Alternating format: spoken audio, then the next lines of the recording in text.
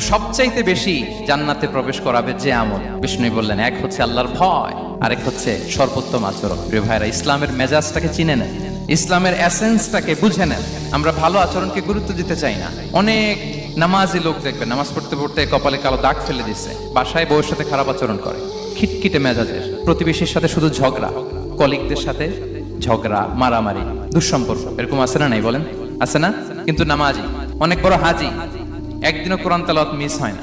তো এত আবাদত করেও সে ইসলামের আসল এসেন্সটাকে ধরতে পারেনি। বিষ্ণু বললেন, সবচেয়ে বেশি জান্নাতে প্রবেশ করাবে যে দুটি আমল, একটি হচ্ছে তাকওয়াল্লাহ, আল্লাহর ভয়, আরেকটি হচ্ছে উত্তম আচরণ, সর্বোত্তম আচরণ। তো আমরা যেন উত্তম আচরণের অধিকারী হই। আমার স্ত্রীর সাথে যেন ভালো আচরণ করি, প্রতিবেশীর সাথে যেন ভালো আচরণ করি, ছেলে মেয়েদের সাথে যেন আমাদের অ্যাটিটিউডটা ভালো থাকে, আচরণটা ভালো থাকে, কলিগের সাথে যেন ভালো থাকে। বিশ্বনবীর আচরণ যেমন ছিল তেমন আচরণ যেন আমরা গড়ে তুলতে পারি। আওয়াজ করে পড়ুন আমিন।